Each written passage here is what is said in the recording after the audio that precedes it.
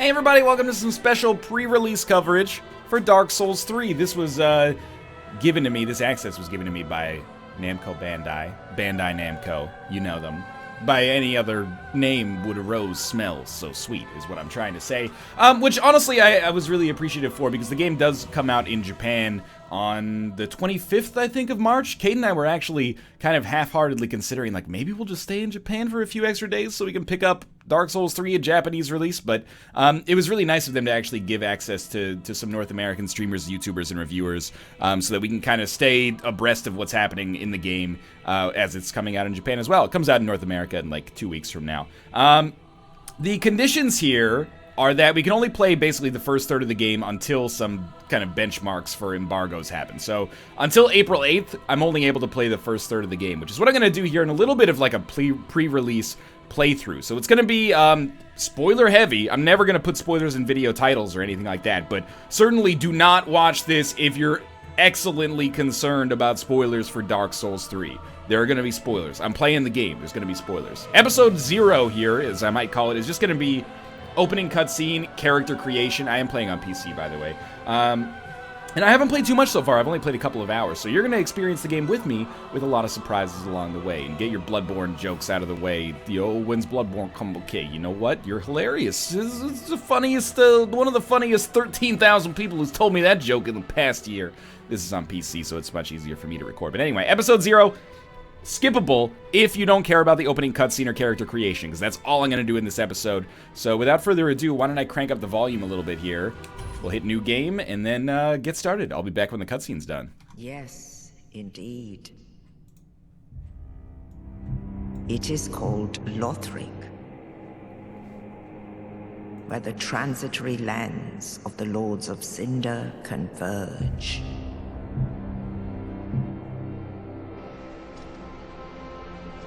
In venturing north, the pilgrims discover the truth of the old words.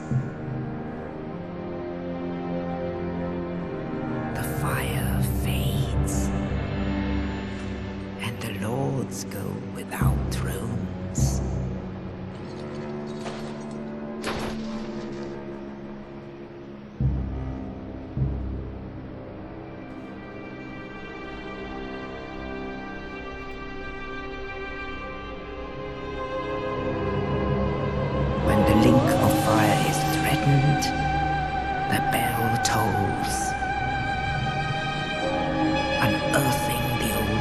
Of cinder from their graves.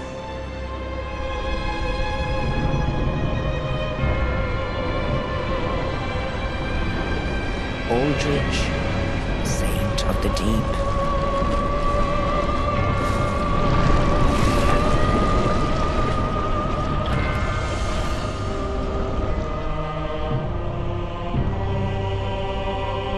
Farron's undead legion, the Abyss Watchers.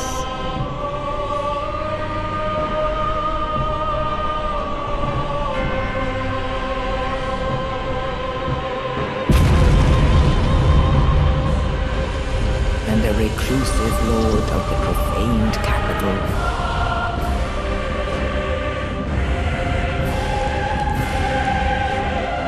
Yon the Giant.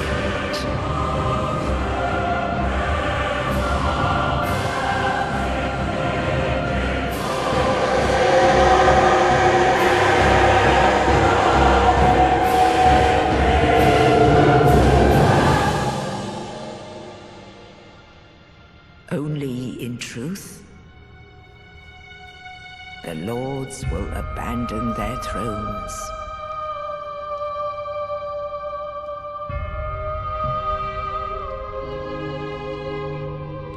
And the unkindled will rise.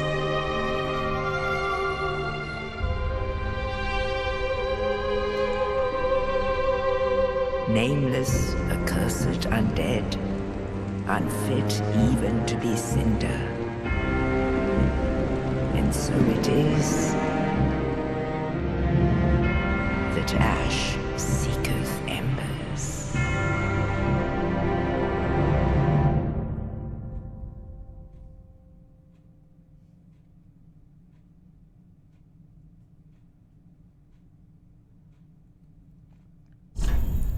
All right, let me just take the volume back down here. That is the opening opening cutscene of Dark Souls 3. What I really like about it is that it kind of it adheres to that same vibe as Dark Souls 1 in the terms of its opening cutscene. We're introducing like several kind of like big bosses and kind of building up the hype for when we eventually fight them later. But also the name Lords of Cinder was the, you know, post-comma suffix for the Gwyn fight at the end of Dark Souls 1. So I wonder if there's a tie-in there. We may or may not hear about that later.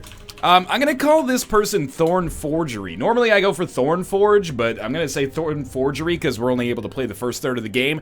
Then we'll bring back real Thorn Forge for the real playthrough. But this is, the way I think I'm gonna structure it is for this pre-release stuff, we'll play as a warrior, and then for the actual game, we'll restart and play as a pyromancer and do the entire game that way, rather than just, you know, starting from the first third marker again, is what I guess I'm getting at here. So I wanted to show off in a whole video here the character creation stuff, which is why I titled this, or not titled, but said that this video is skippable if you don't care about it. But if you're the kind of person who is a little bit more into the Souls series, you might be interested to get a little bit more information on what the starting stuff is going to be here. So gender, changing gender will reset certain changes. Is that okay? Sure. You can be male or female. That's how it affects the model there. Maybe we'll also start by playing as like a cleric or something like that. That way you can see the changes a little bit more easily, I guess, in terms of the actual visuals underneath the armor there. In terms of age, you can be young, mature, or aged, and actually this is a little easier to see if you have the if you have some armor. So if we go for like maybe a warrior instead here, and then go mature, you can see your shoulders get like a little bit more slumped. That's the weight of the world, baby, coming down on you. We'll just play as young for now. Now, classes. This is the stuff that people are actually most likely to care about, I think. When I said warrior, what I actually mean is knight, by the way. That's what I'm going to start by playing as. Knight, an obscure knight of poor renown who collapsed roaming the land. Sturdy, owing to high vitality and stout armor. Seems very similar to the knight class. Kind of like a really good starting class in Dark Souls 1. Level 9. High vitality and endurance, 15 and 11. As compared to like a mercenary that gives you 10 and 11. Or maybe, you know, an assassin gives you 10 and 11. Thief gives you 9 and 10, so you can see the trade-off there. Low intelligence, low faith, low luck, or at least decently low relative to some of the more intelligence-focused classes. Mercenary seems to be pretty similar, but you start with kind of a longer sword. I'm not sure if the shield actually blocks 100% of physical damage, and you're also one level lower in terms of overall starting level. But of course, I think as Deprived, you start as level 1 with the club and the weird wooden plank shield looking pretty badass. There are starting item changes that you can see between the characters as well, particularly when it comes to miracles and attunement slots. Like, well, for example, if you start as a thief, you actually start with a bow and arrow in addition to your thief's dagger, and a shield that maybe is a little bit better for parrying and riposting. And I guess an assassin starts with a miracle as well. Sorcerer starts with some spells. That miracle spell, you know what I mean. Pyromancer is what I'm interested in playing as the second time through the game. We do our actual playthrough. You also start with a ring there. I wonder what that does. Maybe stronger Pyromancer spells would be nice, but I'm actually not sure. But let's go through these.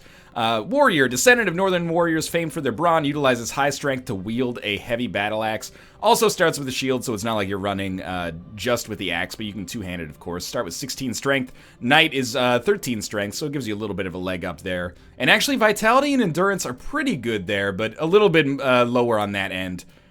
Herald starts with a spear. Looks to be the same shield as the knight, I think, but also a talisman used to cast spells here. A former herald who journeyed to finish a quest undertaken, wields a sturdy spear and employs a gentle restorative miracle. A common thief and a pitiful deserter wields a dagger intended for backstabs, alongside a military-issue bow. One of the questions I have about Dark Souls 3 is whether or not ranged combat is going to be viable as something more so than just getting aggro from enemies and kiting them. Because in Dark Souls 1, that was kind of like on my opening playthrough how I got through things. You know, take out the bow, shoot one enemy, it gets aggro and comes over to you. I wonder if maybe it'll be a little bit more viable as kind of a ranged build in this, but I don't know. And in the end, it doesn't really matter that much, just interesting to think about. An assassin who stalks their prey from the shadows, favors sorcery in addition to thrusting swords. Cool looking sword there with like that S-shaped handle there. I'm not up on my my nomenclature when it comes to medieval weaponry, so... Well, actually, that's weaponry from what we call the High Middle Age... Okay, Norman Cantor. Sorcerer, a loner who left formal academia to pursue further research, commands soul sorceries using high intelligence, and indeed, intelligence at 16 is the highest out of any character. Pyromancer's up there at 14 as well. Can't really tell what the ring is from there, and they start with some wands there to cast the sorceries. Looks like maybe Soul Spear, a magic weapon, but again, without playing it, I can't be certain. Pyromancer, a pyromancer from a remote region who manipulates flame, also an adept close combat warrior who wields a hand axe. Look forward to seeing you later. Cleric, a traveling cleric who collapsed from exhaustion, channels high faith to cast many and varied miracles, and then, of course, the deprived class, where you can basically just handle it all yourself. So we're going to start this one by playing as a knight, just because it's the easiest, honestly. Burial Gift is really interesting. I'm interested to see what people actually come to the consensus of as the best option here, because really, there doesn't seem to me to be anything that stands out in the same way that the Master Key does. Which is basically like, if you have the Master Key, you can skip Blighttown. I mean, he only knew that the second time through, usually, but in this one, it seems like they're all kind of like marginally decent one-use items, if that makes sense. Except for the Life Ring, which starts you with higher maximum HP, but I think everybody in Dark Souls 1 got burned by taking the red Tearstone ring once. It was like, oh my god, a small life HP increase. I heard this game is really hard. I'm gonna need that HP, and then in the end, you decide, you figure out it's like, you know, plus 1% HP or something like that. Just largely irrelevant versus your actual skill as you learned.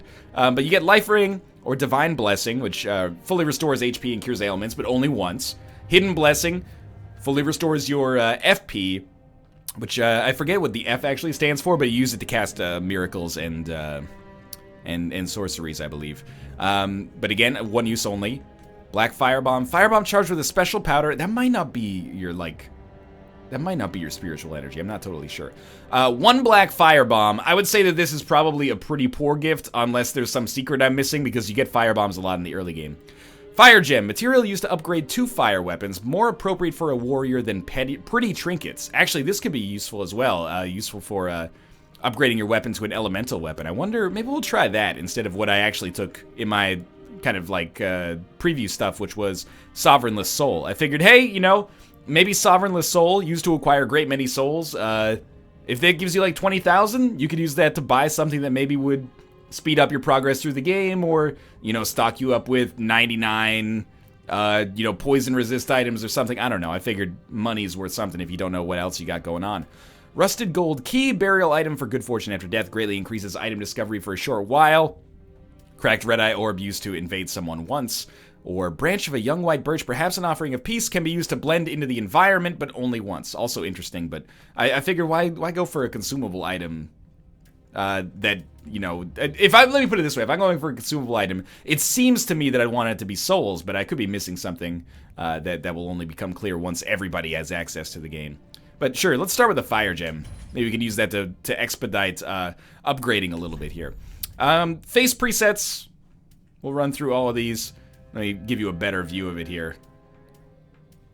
And there you go. But we're going to try to make our own here, which is half of the fun of Dark Souls. Make them just look hideous. But we're going to do that in just a second. First, we're going to go through the builds that you can get in the game. Burly, very burly. Burly upper body, burly lower body. Small head, large head. I find that it looks really funny to kind of go back and forth between these, but in-game you don't notice it that much. But I'll take large head, because in real life I actually have like a pretty large head.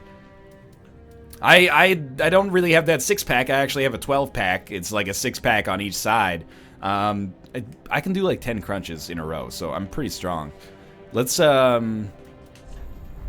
our voice here. Young voice, mature voice, aged voice. What would you? I think I have a mature voice. Musculature, standard, muscular.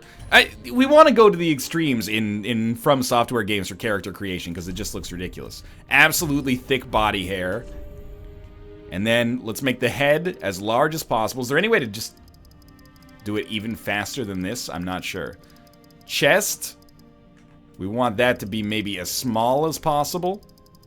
I really want to emphasize the tiny-headedness of this individual.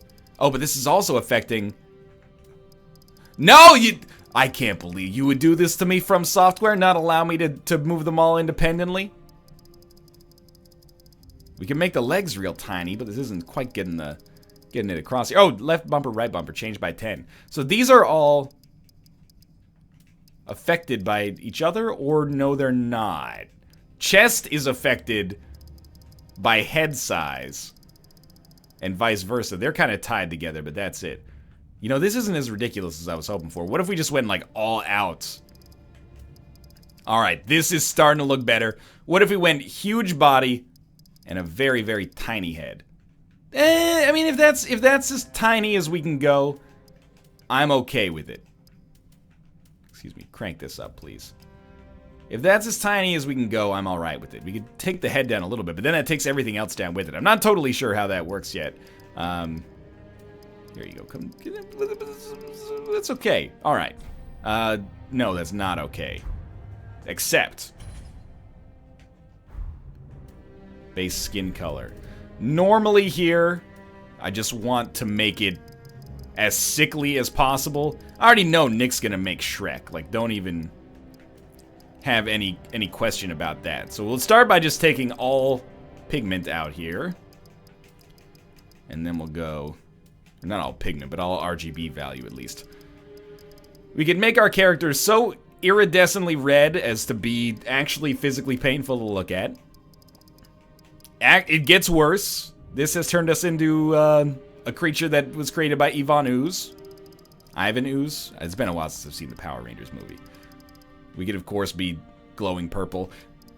I kind of like the idea of actually being just like a human skin color, and then maybe we'll be able to experience a little bit more of the actual facial detail. But let's throw our own little spin on it a little bit. Like, it's crazy how like one change in the green value can, like, relatively human, sick but possibly human, actually from another planet. That's like the spectrum that we're on here. What if we just take a little bit more out here? Like, that's kind of cool. We could look hideous, but still have, like, a cool, completely ashen skin tone. And then I just completely lost it. Wait, come back here. I just want to be, like, one notch away from something that is humanly possible. Preferably, like, one notch towards... Yeah, there we go. Like, straight up Magic the Gathering-esque vampire or something. This confuses me. We have different layers of skin color that we can change. We can bring up, like, specific values in the mix, I guess, here. I didn't actually do this on my preview playthrough, so we're experiencing this together. Alright, this is... I don't even know what's going on here. We want to be... Absolutely, we want to be rosy. Why did I even question it? Now he just looks like a really sunburned vampire. Nose bridge colored. Oh, absolutely bright red. Get that proboscis out there. This is strange. In a way, it's making me a little bit uncomfortable, but I can get down with that. Let's give him some nice laugh lines. This is maybe not the most hideous Thornforge I've ever seen, but let's wait until we can get all the way down here. Facial aesthetic. Full-on masculine or full-on feminine. I think the feminine, in this case, is starting to... Okay, this is why you wait a little bit until you rotate the camera to the right, so you can see this. Okay, I mean, weak looks alright, but I think we hit a peak somewhere around strong with quite literally the flattest nose I've ever seen. Okay, so we're getting there now. Facial shape. Facial balance. Is there any way I could just do not balanced at all? Okay, this is it. I'm starting to... It took a second. I know if you're watching this, you're probably like, you're never gonna get a hilarious looking character that way. Oh. Oh, is that... Is that so? I have a tendency to disagree with you. Alright, so the concavedness of this, but the convexedness, I think, looks better. We're basically creating a bird at this point. And if you don't like this character, well, in like 2 weeks, we're going to have a new one anyway. You can tell it's horrifying when you change a feature dramatically, and it doesn't change the way that your brain perceives the face. You're like, well, it's still pretty unusual either way. Okay, forehead and glabella. Well, you can stand under my character's glabella. That might be true. You might be able to stand under my character's glabella. No, we want to crank that up as well. I don't know. You always pick, or maybe not you, but me. I always pick one extreme. And then try to go for it. What about the bridge contusion or protrusion number 2 here? This is just changing the placement of the eyes. No, in a way, I'm not sure. Because I like this because it's ridiculous. But I like this because it's almost like the nose actually divides the eyes, which you don't see that commonly in the human race. That's the stuff right there. And if you're saying get on with it, the second episode's coming, man. Or the first episode is coming, depending on your perspective. I just figured it made sense to go for one video of character creation to show off stuff that Soulsy folks might be interested in. And also gives me a chance to just create the world's most frightening monster.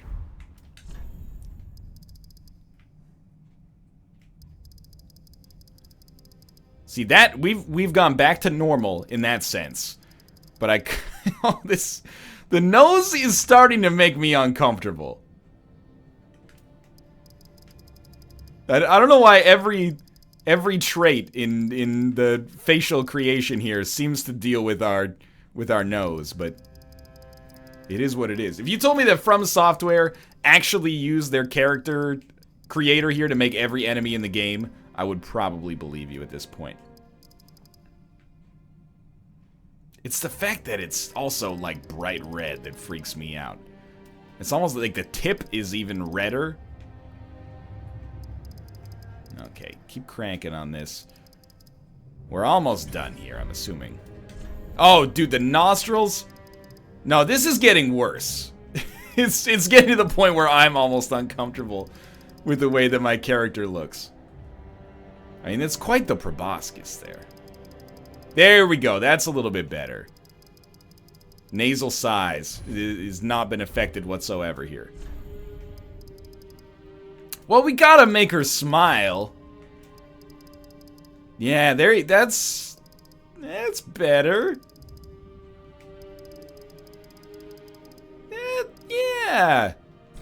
Oh, do not ever discard my changes. In a way, I'm getting like self-conscious about my character's look right now. And that is a sign to me that we have gone like way too far in one direction. No, I don't like that at all. Can we just erase the mouth? Mouth protrusion? What does this even mean, mouth protrusion? Like a mouth protrusion. We've basically created the Joker. Hey, girl! Are you a Dark Souls character? Because I've noticed that you have a mouth-chin distance of 255.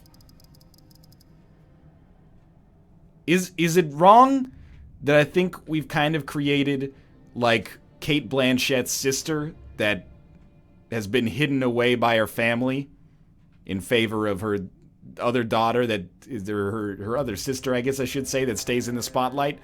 Like, we've created we are a street artist who has drawn a caricature of a hungover Cate Blanchett. Well, don't cry, just because yeah, she looked like she was gonna cry. Alright, only 2 more things left here. This is getting a little bit exhausting here. Actually start playing some Dark Souls soon. Maybe I'll post these videos, like, roughly simultaneously so that you don't have to wait too long. Just crank up the final few stats here. There should really, in From Software games, just be a put all stats to the extreme standpoint, I think. Look, it's gone on too far. I really like that, actually. Okay. Just give me, like, some bright blue or green hair. This is beautiful. This is now truly a Thorn Forge for the ages. A Thorn Forgery, I should say. And of course, the eyebrows should be bright blue.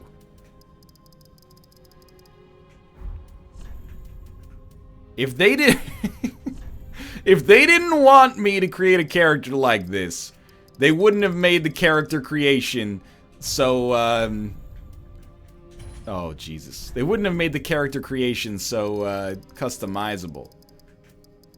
Ah, whatever. The eyelashes don't matter at this point. Color of pupils. Yeah, I think we're gonna have to go with... They have pink? Is that red? Nah, it blends in with the skin too much. It's beautiful, piercing blue eyes. And then... Oh, my lord. This is actually hurting my eyes. Now we've made him like a Mad Max character if we go that way, but where's the fun in that?